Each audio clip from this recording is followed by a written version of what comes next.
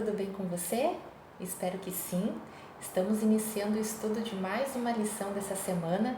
Nessa nova temporada, nós estamos estudando o livro de Deuteronômio, um livro muito importante do Antigo Testamento. E nessa semana, nós estamos estudando a respeito da história de um dos homens mais fantásticos que já pisou nessa terra, que foi Moisés. Antes de começar o nosso estudo, você já sabe, curte esse vídeo, compartilha com as suas amigas, com sua família, porque bênção tem que ser compartilhada, não é mesmo? Vamos para mais um estudo? Pai querido, graças te damos, ó Deus, porque estamos aqui reunidas. Agradecemos também porque o Senhor é bondoso conosco e nos dá a possibilidade de nos relacionar e aprendermos mais sobre ti, ó Deus. Que neste momento que a gente vai expor essa lição, que o seu Santo Espírito nos guie e traduza tudo o que nós queremos falar, e assim também que esse mesmo Espírito traduza tudo que é preciso que chegue ao coração das outras pessoas, Pai. Esteja conosco neste momento, é o que nós te pedimos, em nome do teu Filho amado, Jesus Cristo. Amém. Amém. Meninas, muito bom mais uma vez estar aqui com vocês. Fico muito feliz quando a gente conversa sobre a lição juntas. E essa semana, eu sou suspeita, na verdade, para falar da lição dessa semana. Porque Moisés é o meu personagem bíblico favorito. E aqui em casa a gente tem uma disputa, porque o meu caçula também gosta muito de Moisés, e a gente fala que quando chegar no céu a gente vai ter que pegar a senha, para ver quem que vai falar com ele primeiro. E a lição dessa semana fala sobre a lição da história de Moisés. E eu não sei vocês, mas eu me emocionei várias vezes quando estava colocando aqui alguns tópicos específicos da lição, e a gente começa a imaginar algumas coisas, e eu particularmente me emocionei muito.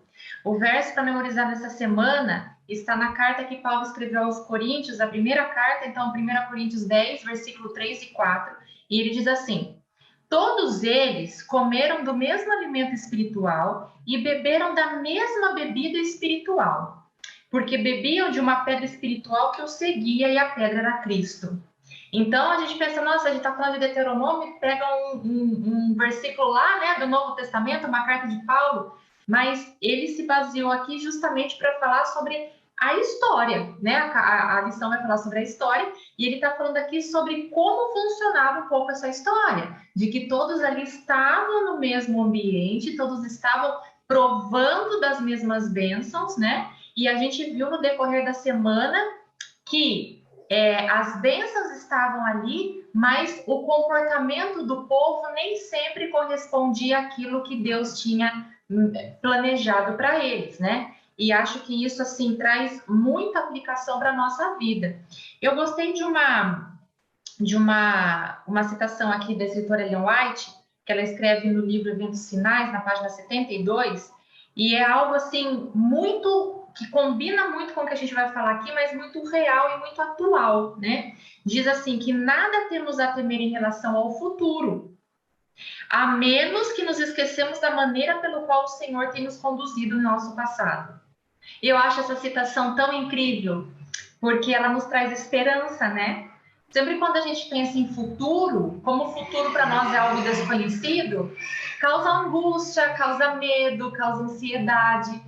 Mas aqui, né, durante toda a história que nós vamos abordar aqui nesse estudo de hoje, estamos trazendo que em todos os momentos, não tem um momento ou outro, todos os momentos Deus está cuidando de nós.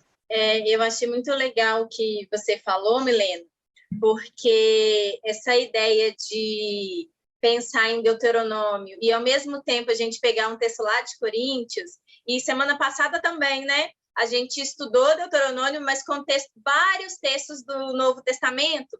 Isso mostra para mim o quanto que essa história está relacionada e o quanto que a gente pode aprender mais de Deuteronômio. Porque, às vezes, quando a gente está fazendo o meio ano bíblico, a gente vai lá, lê Gênesis, todo empolgado, lê Êxodo, a história, aí vai chegando Levítico, Números, Deuteronômio, aí a gente já não quer muito fazer essa leitura, fica achando que está muito repetitivo. Mas uma coisa muito interessante no livro de Deuteronômio é que ele é muito mais importante do que, às vezes, a gente julga.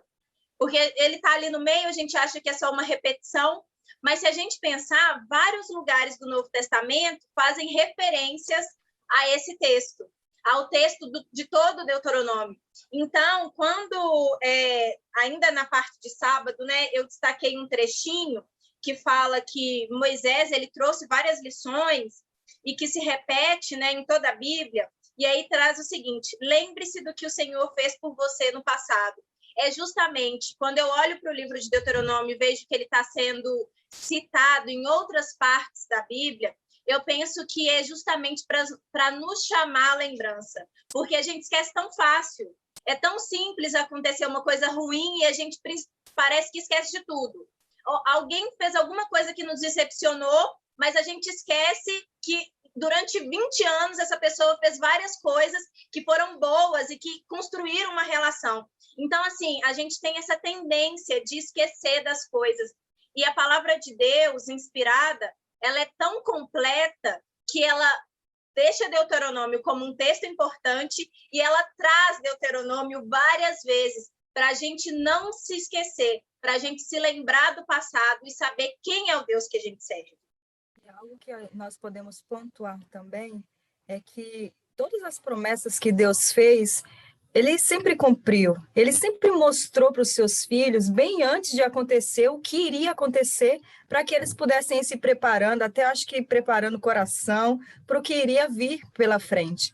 Mas o povo de Israel, eles sempre estavam recebendo as bênçãos de Deus, os cuidados de Deus, toda aquela proteção, a mão de Deus amparando, e parece que em muitos momentos eles esqueciam, eles murmuravam, eles questionavam, eles falavam, e coisas assim, de tempos, Deus colocou a mão, a nuvem, o fogo, tudo, aquela proteção, 2 minutos depois parece que Deus não tinha feito isso, né? Então, quando Ellen White ela faz essa citação, é incrível como é a nossa realidade. Foi do povo de Israel e é a nossa hoje. E se a gente não tem a Bíblia Sagrada como aquele manual para a gente estar constantemente buscando, pedindo a Deus força, parece que acontece conosco hoje mesmo, né? O esquecimento das bênçãos, das promessas e da proteção que Deus tem nos dado a cada dia, né? Eu acho super interessante aqui também, né? A gente, quando fala exatamente disso que a gente tem que relembrar, e Moisés ele tinha essa muito vivo, né, no cotidiano, no dia a dia dele, essa questão de relembrar o povo. E aqui quando a gente pensa um pouquinho assim, né, falando sobre o ministério de Moisés, quando a gente pensa no que realmente significou isso, porque a gente conhece, né, a historinha que a gente conta para as crianças, Moisés foi lá, abriu o Mar Vermelho e tal, mas a gente vê que é muito mais abrangente que isso, né? Quando a gente estuda ali o livro de Êxodo e a gente pega ali um pouco a respeito do caráter de Moisés, eu fiz algumas anotações aqui na minha lição, e uma das anotações que assim mais me salta aos olhos aqui é que eu coloquei assim, uma das características desse ministério de Moisés, amor abnegado. Eu acho isso algo assim fantástico, porque Moisés, ele não só ensinava, ele não só conduzia, ele não só transmitia as mensagens de Deus para o povo, mas ele amava de fato aquele povo, né? Então, assim, a preocupação de Moisés, que nem a Ingrid falou, que eu achei interessante também, quando a gente começa a fazer o ano bíblico, parece que depois de Números já dá um cansaço, né? Porque Números, ele é um livro com muita informação, e parece que a nossa mente gosta mais do livro que traz história. E o livro de Números é um livro muito teórico, né? Então, o próprio nome já diz, ele conta, ele faz a contagem do povo e tal. Então, quando a gente chega em Deuteronômio, que a gente estudou a lição da semana passada, né, que significa exatamente a repetição, a gente pensa assim, mas por que será que tinha tanta repetição assim? Porque Moisés, ele amava tanto aquele povo, ele se preocupava tanto com a salvação daquele povo, que ele repetia e repetia e repetia e falava: israelitas, lembrem-se. Então a gente vê assim, uma das características principais desse ministério de Moisés, o amor abnegado. E aqui, quando a gente estuda, né, que ele realmente ele se coloca no lugar do povo, a gente vai falar daqui a pouco sobre a revolta que aconteceu, e Moisés sempre intercedendo por aquele povo. Meninas, eu não sei vocês, mas quando eu comecei a estudar essa parte, né, a gente já estudou em alguns momentos anteriores Mas nessa semana eu comecei a estudar, que a gente estuda ali a intercessão de Moisés, eu até comentei com o pessoal no culto aqui em casa. Gente, o que é esse caráter, né? Como a gente tem que pedir a Deus, como eu tenho que pedir a Deus para que Deus transforme o meu caráter. Se eu conseguir, assim, ter uma parcela mínima do caráter de Moisés na minha vida, eu já fico muito feliz. Porque o povo era um povo rebelde, era um povo que não queria a instrução do Senhor, era um povo que não queria ser conduzido por Deus, e Moisés, ele vai lá e intercede pelo povo. Eu acho isso, assim, uma coisa maravilhosa. Você imagina assim, né? Você, no meio de um povo que só reclama, que te culpa por tudo, né? Um povo impaciente, um povo rebelde, que fica o tempo todo jogando na sua cara. Por que que você me tirou de lá? Olha o que que você fez. Olha o que está acontecendo aqui agora. Isso aqui é culpa sua. Você já imaginou o dia todo você escutando esse tipo de coisa? E aí Deus fala que vai, olha, eu vou destruir esse povo. Aí Moisés fala, não. Por favor, Senhor, não. Se for para o Senhor destruir esse povo, também me risca do livro da vida. Ele se coloca no lugar daquele povo. Ele se coloca junto com aquele povo. E eu fico pensando, quando que eu teria uma atitude de um amor tão abnegado dessa forma? Né? Porque você se colocar no lugar de uma pessoa que te ama, que te corresponde, é uma coisa. Agora, você se colocar no lugar de um povo rebelde daquele, eu não sei, sinceramente eu não sei. Não sei se eu falaria para Deus, Senhor, olha, seja feita a sua vontade. Sabe, seja feita a sua vontade, o que o Senhor achar que tem que fazer, eu vou estar aqui, vou estar concordando. Não sei se eu não falaria isso. Não sei se no momento eu intercederia por esse povo. Então, uma das características mais lindas que eu vejo aqui é essa questão da intercessão, que era um amor abnegado que Moisés tinha por esse povo, né? E eu entendo também, Bromilena, te ouvindo, a substituição, né, de Moisés, porque realmente fazer algo difícil por alguém que a gente quer bem, a gente ainda já dá uma vacilada ali, mas a gente faz. Agora, por alguém que está sempre contrariando e com essa insatisfação. Eu penso assim, como professora, por exemplo, você tem ali a sua sala diante de você e você orienta e você fala, e eu imagino que Moisés, assim, outra, né, bem mais grandiosa a missão dele, guiar aquele povo de Deus, mas nós temos essas missões hoje, de guiarmos um grupo, a primeira comunidade nossa ali, nossos filhos, nossa casa, e às vezes eu sou tão intolerante com aqueles que estão mais próximos de mim, às vezes eu cobro tanto que realmente façam as coisas de acordo como devem ser feitas, para que não haja comentários, para que não haja dedo apontado, para que não haja crítica, mas se você é o povo de Deus, você tem que fazer assim. E Moisés não tratou essa turminha assim, né? Moisés tratou justamente diferente, né? Como disse a Milena, não, se é para só abandonar, para só nos deixar aqui, então eu me coloco no lugar. Então, assim, ali já era o início do que Jesus fez por mim, por vocês, né? Se colocou no meu lugar, no seu lugar. Então, eu também gosto muito do personagem Moisés, viu? Porque eu penso assim, ele se colocou na posição de que ele não sabia falar, de que ele não sabia se apresentar diante do grande faraó, mas ele tinha aquilo que Deus precisava, um coração submisso à vontade de Deus. Independentemente do que acontecesse, amor ao povo, amor ao outro, né? Então, essa mensagem ficou bem assim guardada aqui no meu coração.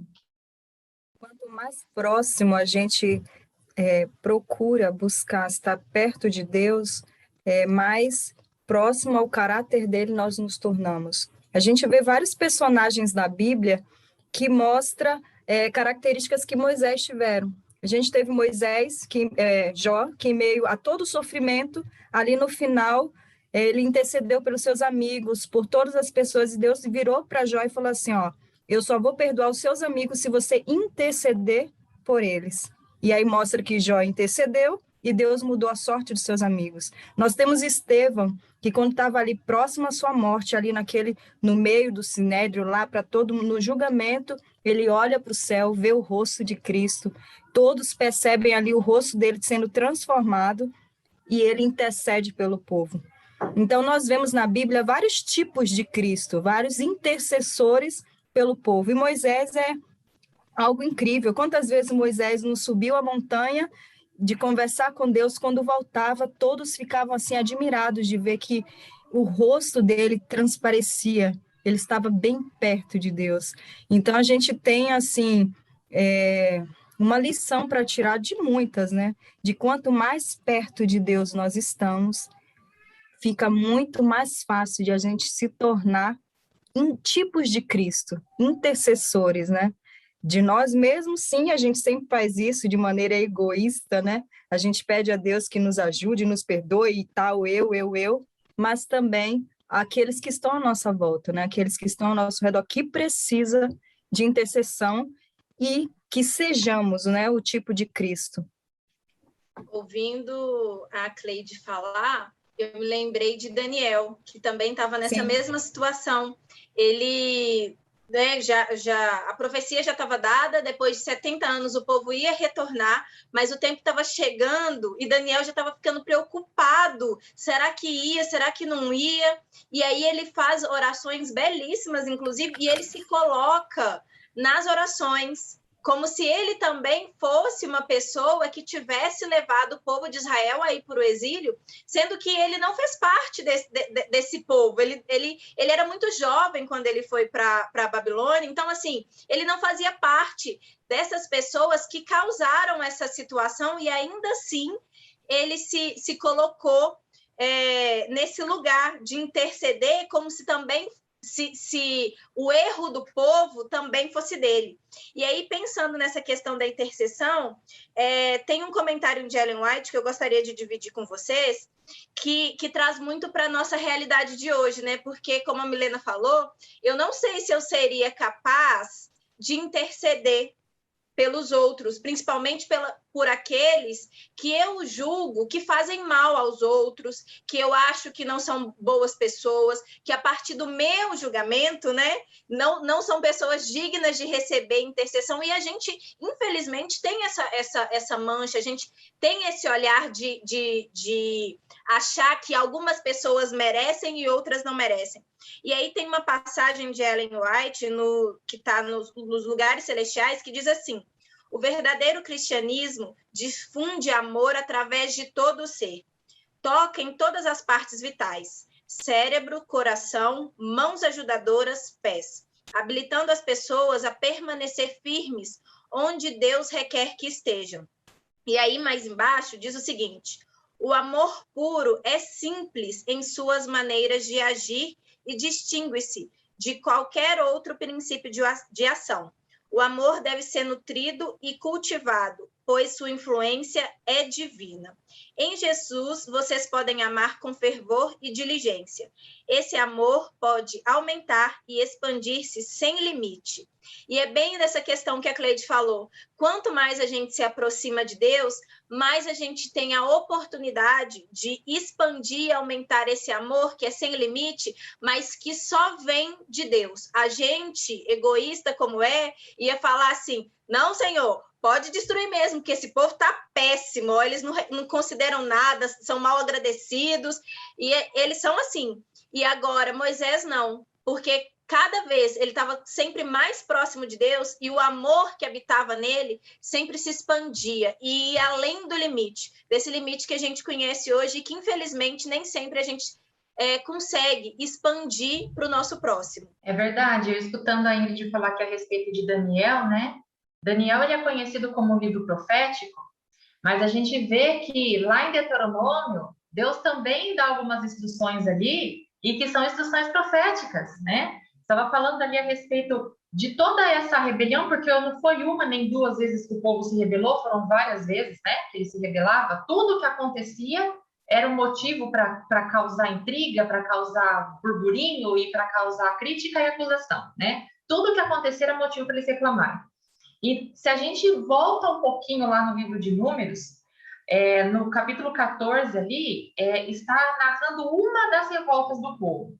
Gente, só abrindo um parênteses aqui, que é algo assim que, de verdade, eu não consigo visualizar uma situação dessa. o número de pessoas que tinham lá eram milhares e milhares e milhares de pessoas que estavam sob o comando ali de Moisés, né? Moisés e Arão ali, mas mais representado pela figura de Moisés. Ali, se a gente vê o livro de Números, né, que é ali contado, só da tribo dos levitas foram contados só os homens 22 mil pessoas. Eu não consigo, só de uma tribo, só da tribo dos levitas, isso porque era só os homens que eram contados no censo. Então, eu não imagino, eu não consigo, assim, mensurar uma situação dessa.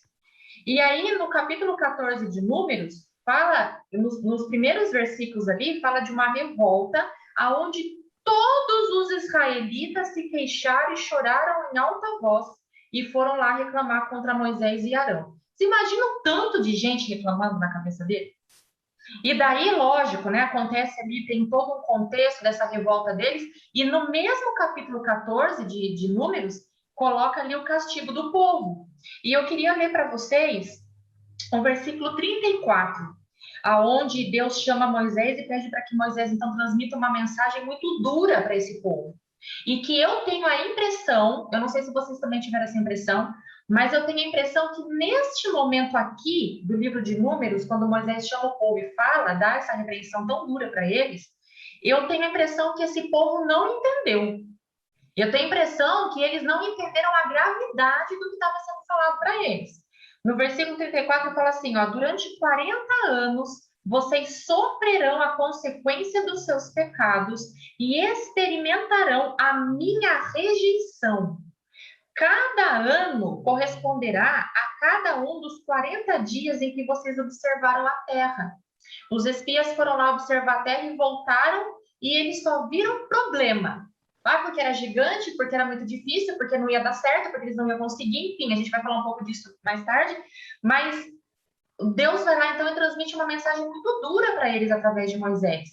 Quando a gente vai agora para Deuteronômio, capítulo 1, ali no versículo 3, fala que no 40º ano, Moisés repetiu para o povo o que tinha sido falado em Números. E aí a gente vê que a profecia se cumpriu. Ali em Números, Deus fala, vocês vão ficar 40 anos no deserto. Esses 40 anos representavam uma rejeição de Deus por o que eles estavam fazendo. E quando a gente vai lá para Deuteronômio e lê no capítulo 1, versículo 3, que no 40º ano Moisés chama aquele povo de novo, que já nem era mais aquela geração de Números, já era uma outra geração, e que ela precisava ouvir a repetição da lei de novo, a gente vê que a profecia se cumpriu. Então, quando a Ingrid falou a respeito de Daniel, que fala também, né, de Daniel, seu livro profético, nós encontramos profecia em Deuteronômio também. Então, isso me chama a atenção de como é importante a gente realmente estudar essa história.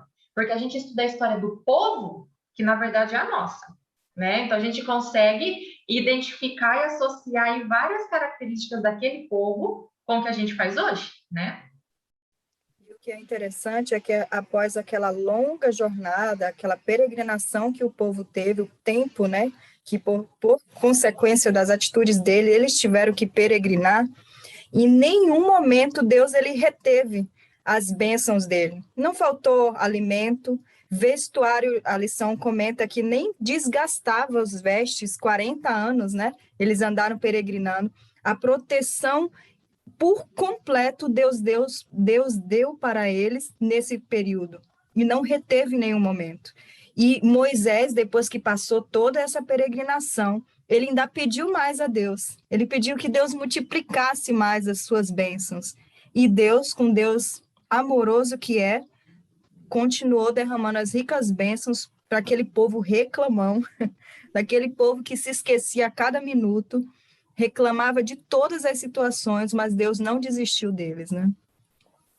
E nem tem desistido de cada um de nós. Ouvindo que a Cleide e a Milena falaram, eu fiquei pensando, né, esse lugar, né, de que os espias foram até lá para ver a terra, e às vezes a gente lê as histórias e a gente quer se identificar com Josué e Caleb, que são os legais da história. Mas na vida real, a gente parece com os outros 10. E a gente acha que a gente é Josué e Caleb. E aí eu fiquei pensando que, assim, é tão interessante porque eles tinham acabado de ver um milagre muito grande, que eles tinham saído do Egito, Deus tinha aberto o mar, e aquilo ainda estava fresco, estava perto. E sem contar também que eles eram guiados por Deus pela nuvem durante o dia e pela coluna de fogo durante a noite. E eu fiquei pensando assim, gente, como que esse povo não imaginou assim, Deus é uma coluna de fogo que está em cima da gente, é só esse fogo descer, a gente pega a terra para a gente. Hoje, eu lendo essa história, para mim era uma coisa quase que óbvia. Não, a gente não podia pensar assim, porque a coluna de fogo estava ali todos os dias com ele. E fogo é uma coisa que consome, que destrói. Então, era pensar assim, uma coisa simples.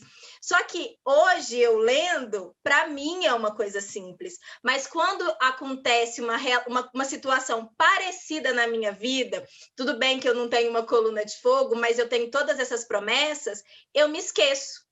Eu não reivindico, eu não pego a minha coluna de fogo e penso assim, é muito simples, porque Deus sabe de todas as coisas e vai consumir com essa situação terrível que eu estou passando hoje. Então, só que a gente, na hora que a gente está vivendo o problema, a gente raramente se coloca no lugar de Josué e Caleb. A gente é mais parecido com os outros 10. E aí, de novo, eu vou trazer uma citação de Ellen White, porque eu achei que ela cabe muito aqui sobre o livro de Deuteronômio, que fala assim, o livro de Deuteronômio deve ser cuidadosamente estudado hoje. Ele contém um registro das instruções concedidas a Moisés para que fossem dadas a seus filhos. Nele, a lei é repetida. A lei de Deus devia ser repetida com frequência a Israel para que seus preceitos não fossem esquecidos. Ela devia ser conservada diante do povo e devia ser sempre exaltada e honrada.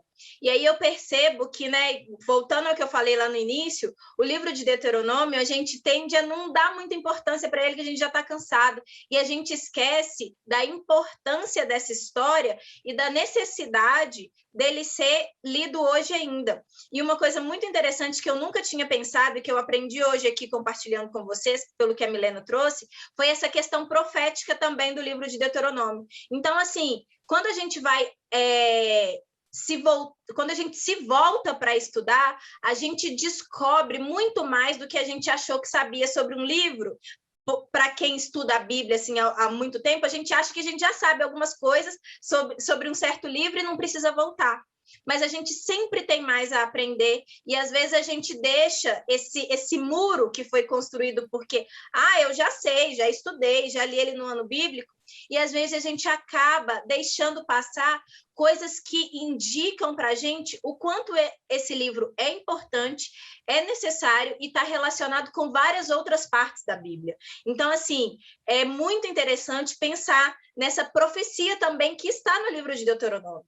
E não só na profecia que a Milena trouxe, mas sobre esse relembramento que acontece o tempo todo, que é só de evocar a memória, também é uma profecia, porque hoje, 4.000 já, né, anos depois desse livro ter sido escrito, mais ou menos, ou 6.000 anos da contagem, a gente fica pensando, ainda hoje essa profecia se cumpre porque a gente não tem memória, a gente se esquece. Então, ainda hoje, o livro de Deuteronômio é importante para mostrar para a gente que a gente está se esquecendo da lei de Deus, que deve ser adorada, guardada e exaltada. Te ouvindo, Ingrid, eu penso assim, eu li a própria lição, trouxe num trecho lá de aplicação para a vida, né, que diz que a maior parte das minhas preocupações nunca aconteceram.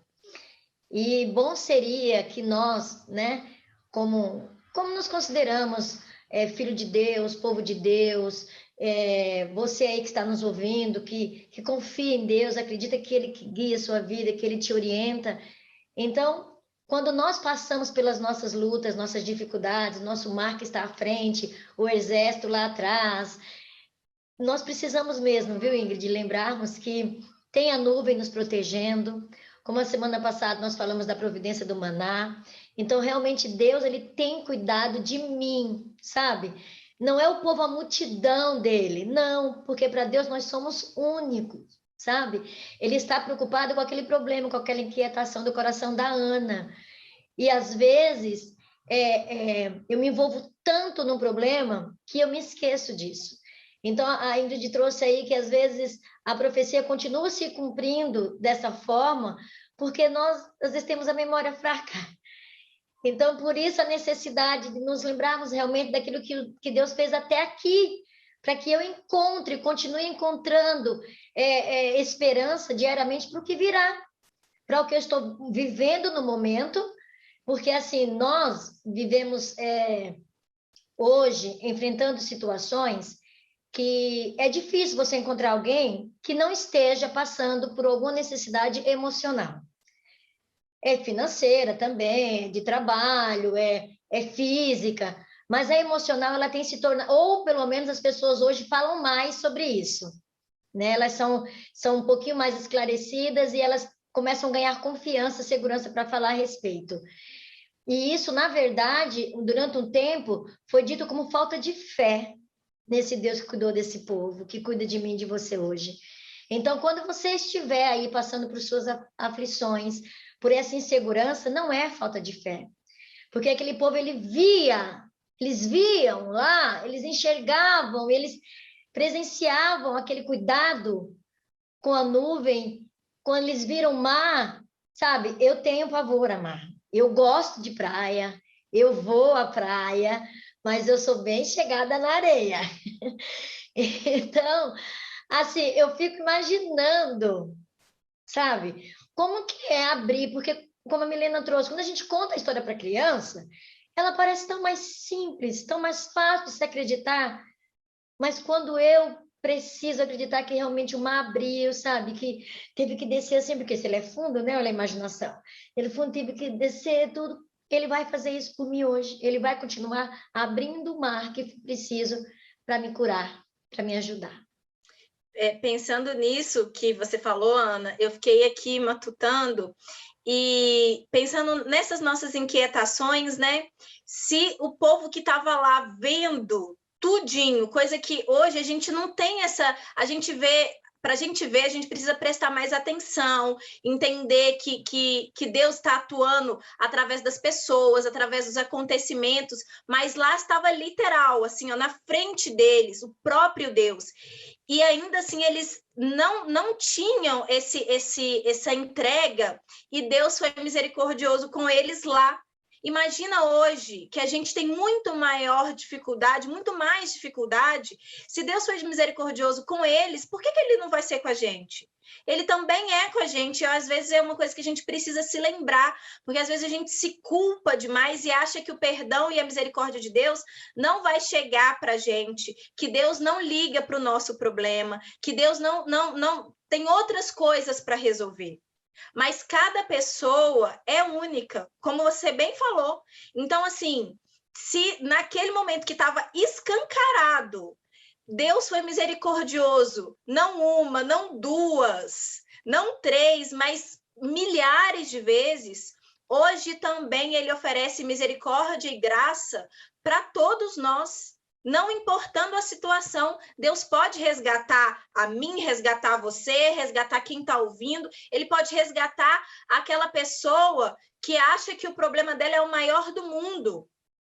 E tem solução, porque para Deus tudo tem solução. Então, assim, eu acho que às vezes até isso é importante a gente pensar sobre essa ideia de misericórdia, que com Deus, a presença de Deus lá, escancarada, Deus ainda perdoou o povo por ter feito um bezerro de ouro enquanto Deus estava no monte. Deus estava junto com eles e ainda assim eles trocaram a Deus e Deus foi misericordioso. Então, ele também é misericordioso hoje conosco.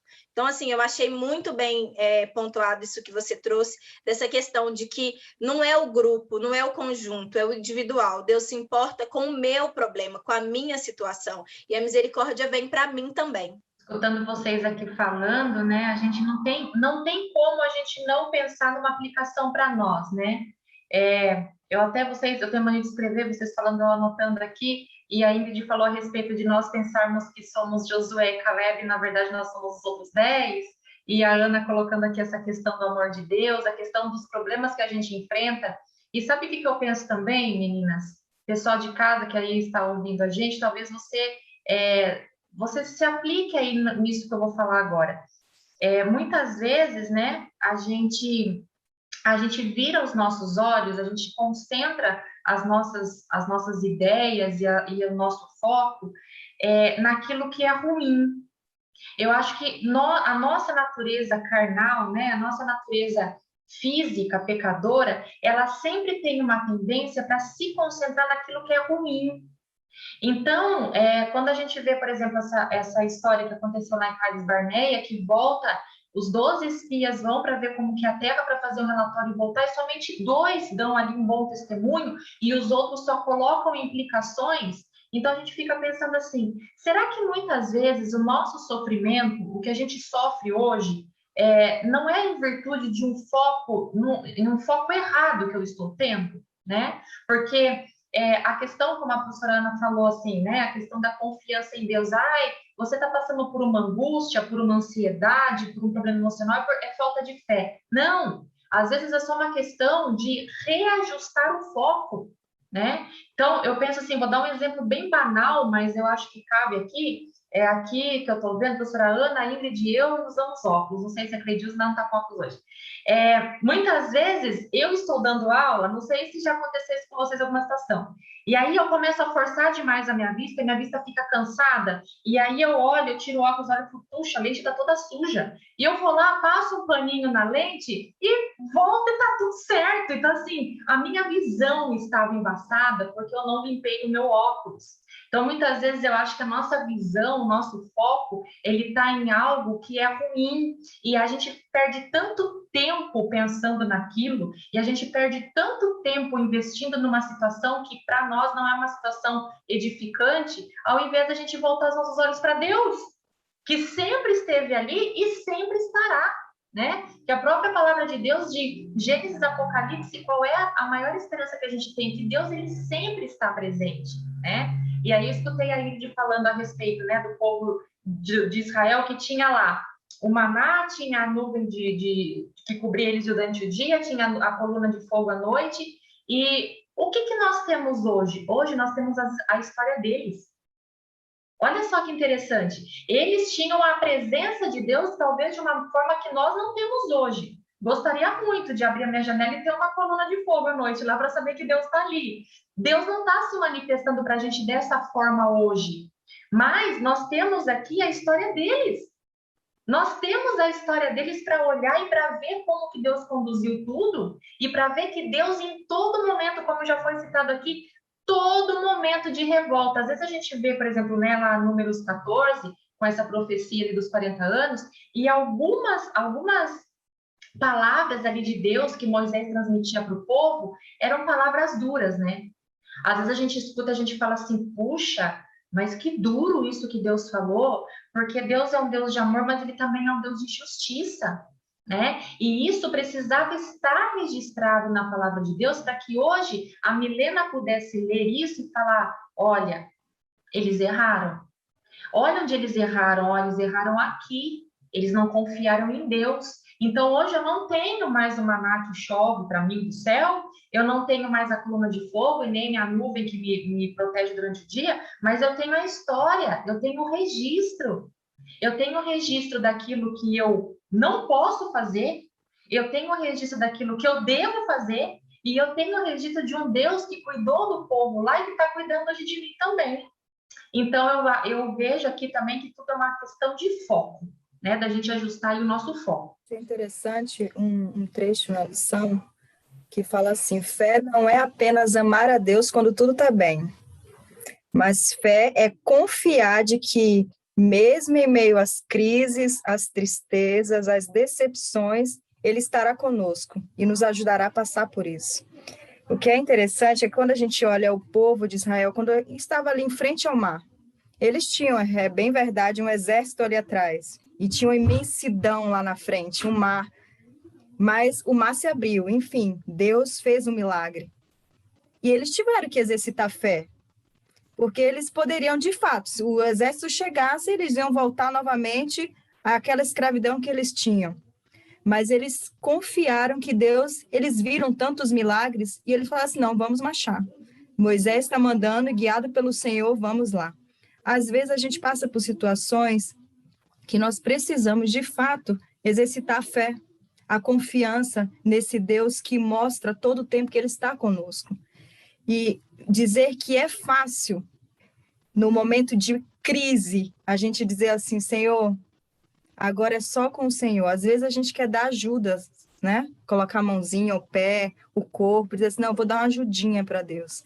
Mas quando a gente de fato confia de que esse Deus, ele abre uma vermelha, é só a gente colocar o pé e ele vai se abrir, muitas maravilhas acontecem. E no povo de Israel, em muitas situações, eles precisaram confiar. E Deus, ele abriu o mar vermelho e muitas outras situações. E na nossa realidade hoje também. Se nós confiarmos em Deus, a gente vai ver muito mais maravilhas, ele operando e ele exercitando, nós colocando nas mãos dele todos os nossos anseios, nossas aflições, as nossas decepções, nossos sonhos, nossas alegrias também.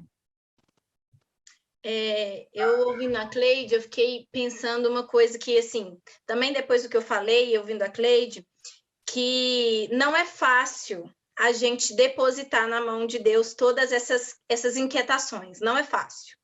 Não é fácil depositar os sonhos, porque a gente acha que a gente tem que fazer, não é fácil a gente depositar as decepções, não é fácil a gente confiar. E aí, e aqui assim a gente está falando todas essas coisas que é importante a gente fazer, mas também não significa que a gente consiga fazer. E assim, e eu imagino que como isso aconteça comigo, também ecoa em outras pessoas. Porque às vezes a gente fala o que a gente gostaria que a gente mesmo fizesse, mas não significa que isso seja tão fácil e tão simples. Então, às vezes, você também que está ouvindo a gente, está pensando assim, nossa, mas será que elas conseguem fazer isso? Por que eu não consigo? Porque eu já estive nesse lugar, pensando, quando eu ouvia alguém falar, eu pensava, mas eu não consigo fazer desse jeito, o que está faltando em mim? Será que a minha fé está pouca? Será que eu tô fazendo errado? E a vida da gente, a fé, é assim. Do mesmo jeito que, nesse momento do mar que a Cleide falou muito bem, eles estavam com o exército atrás, a imensidão no mar na frente, e naquele momento eles acreditaram, e eles foram, e a fé deles foi exercitada, e no momento de crise, porque ali estava um perigo iminente, no momento seguinte, a fé não foi forte o suficiente. E aí, depois de um outro momento, eles foram lá, lutaram bravamente e conseguiram vencer o povo que estava na terra de Canaã. E no momento seguinte, eles pensaram, não, esse povo aqui é pouco, a gente dá conta sozinho sem orar, a gente não precisa pedir a Deus. Então, assim, a vida da fé é esse lugar, alto, baixo, médio, alto, baixo, e é assim que a gente vai vivendo. E eu acho que, assim, uma coisa que a gente precisa ter em mente, ter no nosso coração, é que a gente não pode desistir no momento que a gente está na baixa da fé, porque é um ciclo que acontece com todo mundo. E como a gente pode ver na história, né, e a Milena bem trouxe que Deus, hoje a gente tem a história, a gente não tem a coluna de fogo, nem a nuvem, mas a gente tem a história. E para a gente ver também que, do mesmo jeito que eles, que foram pessoas que erraram, e ainda assim, Deus os considerou como povo. Hoje a gente também erra, acerta, levanta, cai, tropeça e vai indo, até a gente chegar no que a gente almeja, que é a Canaã celestial. Então, assim, eu acho que é importante a gente entender esse lugar, que é um lugar difícil mesmo, e não é todos os momentos que a gente vai ter a fé fortalecida, não são todos os momentos que a gente vai conseguir entregar os nossos sonhos e as nossas inquietações para Deus, mas no momento que a gente conseguir fazer isso, que depois que passar esse momento, que no futuro a gente relembre, e lembre que, nossa, nesse momento eu fui a Deus e Ele me ajudou. Será que agora eu também não posso ir novamente? Porque isso faz parte da nossa caminhada. Realmente bem colocado, e já indo assim, da minha parte, para as minhas considerações finais, algumas lições eu já aprendi aqui neste resumo com vocês, meninas. E algo que ficou bem claro quando a Milena falou da questão da... Eu nunca tinha visto mesmo Deuteronômio como um livro profético, assim, nesse sentido, né? E ouvindo a explicação dela, me fez pensar, abriu a cortina. Ouvindo a Cleide falando aí da questão da ação da fé, né? E agora finalizando com a Ingrid, realmente, nós vamos ter sim esse alto, médio e baixo, mas eu não desisti, que realmente vai fazer valer a pena, porque Deus não desiste de mim. A graça e misericórdia dele se renovam cada manhã. Então eu quero assim finalizar dizendo que eu tenho aí os meus desafios, o mar, o exército, mas eu tenho a minha fé ali que Deus me deu um dia, porque tudo vem dele, até a fé que a gente desenvolve a cada dia. E eu queria muito que você que está nos ouvindo compreendesse assim que não desistir não deve fazer parte da nossa vida. Ou, como que não? O desistir não deve fazer parte da nossa vida, isso corrigindo aí. Porque nós não podemos desistir, realmente é isso. É continuar confiando que a graça desse nosso Deus e a sua misericórdia está realmente todos os dias. Que Deus realmente abençoe a cada um de vocês que estão nos ouvindo e que você seja bênção, sintam-se abençoados por Deus. Indo também para as minhas considerações finais, teria tanta coisa para a gente continuar falando, né? Mas a gente já está fazendo as considerações finais aqui e eu queria deixar uma frase que está no nosso guia de estudos para vocês, para mim, para o pessoal que está nos assistindo. Os caminhos de Deus são mistérios. Tá aqui, os caminhos de Deus são mistérios. Nunca o entenderemos completamente. Por isso, nós não devemos nos preocupar com isso. Quando nós passamos por dificuldade, e todos nós passamos, né? Todos nós temos as nossas lutas, temos os nossos desafios, como a Ingrid coloca aqui, temos os nossos altos e baixos. Então, hoje nós estamos aqui super felizes, de coração aberto, estudando a lição. Pode ser que amanhã todas nós aqui estejamos numa outra situação, mas os caminhos de Deus, eles são algo que realmente a gente não vai entender por completo. Eu acho que o que mais nos traz angústia é a questão da pergunta o porquê. Quantas de nós já não questionaram a Deus em um momento da vida perguntando para Deus, Senhor, por quê? Né? Às vezes, Deus vai nos dar a resposta. A lição dessa semana termina de uma maneira muito linda, aonde, depois de tudo isso que a gente falou, depois de toda a rebeldia do povo, a intercessão de Moisés, Deus, ele dá a vitória para o seu povo.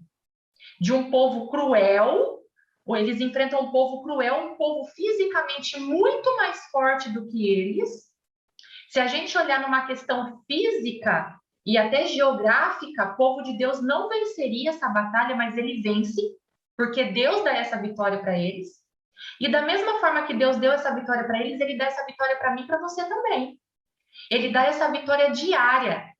Hoje eu venci, amanhã eu vou precisar renovar as minhas forças em Deus de novo, né? Então, os caminhos de Deus, a pergunta muitas vezes que a gente faz para Deus, Senhor, por quê? Em alguns momentos pode ser que ele te mostre, em alguns momentos não. Mas isso é porque ele é Deus e porque nós somos criaturas.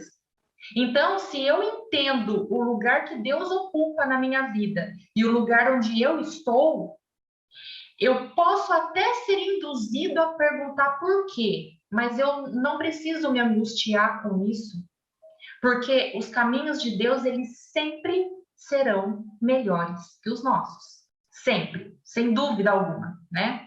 E assim como esse povo, ele estava sendo treinado para entrar numa terra prometida, falando aqui de uma profecia, de novo uma profecia no livro de Deuteronômio, nós também temos uma terra prometida.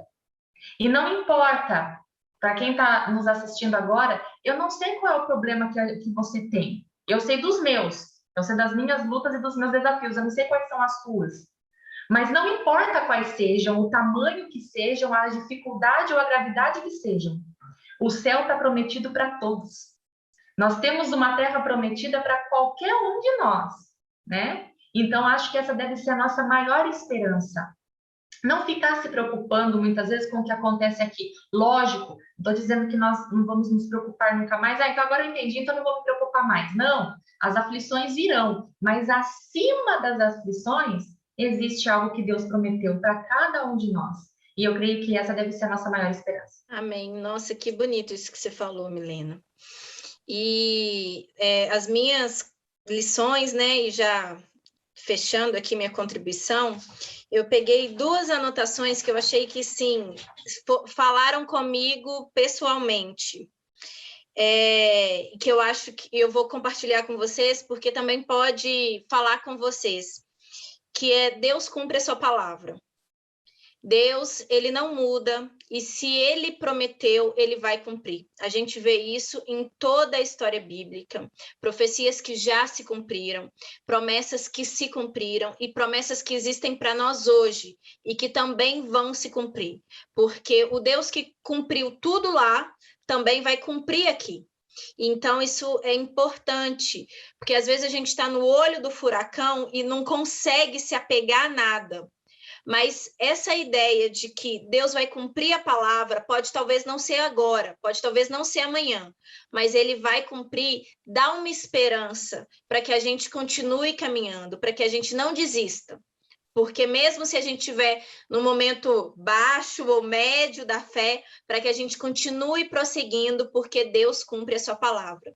E a segunda coisa que eu achei assim muito interessante, principalmente nessa história dos espias, é que Deus luta por nós. Ele luta por mim, ele luta por você, ele luta por todos. E isso é muito assim... eu sinto que é um lugar que eu posso me acolher, porque Deus luta por mim. E aí eu entendi essa luta em 2 sentidos. Ele luta por mim para me resgatar, para salvar de mim mesma e para me fazer diferente, reestabelecer e me religar com ele. E ele luta por mim no meu lugar nas minhas lutas. Então ele luta comigo ali, ó, entre eu e ele, igual aquela luta de Jacó mesmo, aquela luta que é assim, ó, que a gente que tem com Deus e a gente pensa, mas Senhor, isso eu não estou conseguindo, e vai, e acontece, e Deus também luta por nós para vencer os nossos problemas, para vencer os nossos gigantes. Os gigantes que nos afligem, Deus também está lá na luta. Então, essas 2 frases, elas conversaram muito comigo, que Deus, ele cumpre a sua palavra, então a gente pode confiar, mesmo que a gente não veja a resposta tão rápido quanto a gente gostaria, porque a gente é meio imediatista, mas é não esquecer que Deus vai cumprir a palavra dele. E também lembrar que ele luta por cada um de nós. E ele luta por você também no seu problema. E ele luta para você, para te salvar do pecado que habita em você, do mesmo jeito que ele luta para me salvar do pecado que habita em mim, do pecado que eu sou, e para me fazer a criatura que ele criou para ser. Porque ele não criou nenhum de nós para sofrer. Então, assim, a cada momento ele luta para que a gente tenha uma vida cada vez mais perto dele, uma vida cada vez nesse caminho que é misterioso, mas igual a Milena disse, os caminhos de Deus são sempre melhores que o nosso, que a gente não se esqueça disso. Então, as lições que eu tirei, que eu acho que outras pessoas também poderiam se beneficiar dessa memória, dessa lembrança de que Deus está conosco e ele não muda. E ele luta por mim e por você. Tem uma música que diz assim: se Deus fizer, ele é Deus, se não fizer, ele é Deus, se ele curar, ele é Deus, se ele não curar, ele continua sendo Deus, se o mar se abrir, ele é Deus, se o mar não se abrir, ele continua sendo Deus. Eu olho para a história de Moisés e a gente vê o chamado de Moisés, ele fala: Senhor, mas eu sou pesado de língua e tal, e Deus falou para Moisés: eu estarei com você. Eu estou te chamando, vamos dizer assim, no meu linguajar, para libertar o meu povo, para levar ele para a terra, o povo para Canaã. E foi o chamado dele. A gente viu todo o contexto, toda a história que aconteceu. Moisés, é bem verdade, foi uma carga bem pesada. Só que ele aprendeu que o jugo de Deus é suave, leve, e Deus foi dando toda aquela paz, aquela tranquilidade que ele precisava para cada momento. E Moisés foi crescendo, né, a cada dia nos braços do Pai. Só que quando a gente olha ali no finalzinho, a gente fala assim, poxa, mas não era para Moisés entrar na terra de Canaã, né? Ele poderia, ele sofreu, ele penou com o povo. É bem verdade que ele viu tantos milagres de pertinho, conversou com Deus, viu Deus face a face. O seu rosto resplandeceu, ele ficou pertinho de Deus. Mas, poxa, Canaã, né? Ele estava tão ali, mas teve um momento que Deus falou assim, não vai ser aqui, né? E Moisés, lógico, como ser humano, com certeza ficou triste.